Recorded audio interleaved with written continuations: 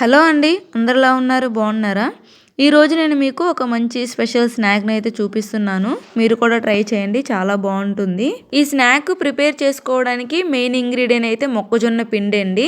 So, మొక్కజొన్న పిండిని for example 2 కప్పులు అయితే తీసుకున్నట్లయితే అందులోనికి 1 కప్పు శనగపిండి అండ్ 1 కప్పు గోధుమ పిండి, 1 స్పూన్ మైదా పిండి అండ్ 1 స్పూన్ ఉప్మా రవ్వ ఉంటది కదండీ! అది కూడా 1 స్పూన్ ఏసుకున్నట్లయితే సరిపోతుంది. అంటే ఇలా అన్ని పిండిల్ని తీసుకున్న తర్వాత నెక్స్ట్ మనం దీనిలోనికి వాము, జీలకర్ర, సోంపు, ధనియాలు, ఉప్పు, పసుపు, కారం ఇవన్నీ కూడా కొద్ది కచ్చా పచ్చగా దంచుకొని ఈ పిండిల్లోకి అయితే వేసి బాగా కలుపుకోవాలండి. అండ్ తర్వాత మెంతికూర ఉంటది కదా! మెంతికూరను కూడా మనం కట్ చేసుకొని దీంట్లోకి వేసేసుకోవాలి. ఈ ఇంగ్రీడియెంట్స్ అన్నీ కూడా కలిసిపోయే వరకు బాగా కలిపేసుకొని అందులోనికి 2 స్పూన్ల ఆయిల్‌ని అయితే వేసుకొని అండ్ వాటర్ పోసుకొని చపాతీ పిండిలాగా అయితే మనం కలుపుకోవాలి.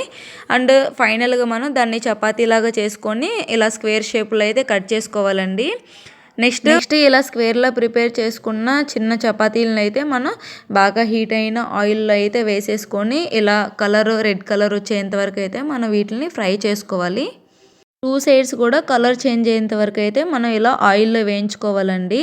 సో, నెక్స్ట్ మనకి ఇలా బ్రౌన్ కలర్ వచ్చిన తర్వాత మనం తీసేసుకున్నట్లయితే మనకి ఈ స్నాక్స్ అనేవి రెడీ అయిపోతాయి.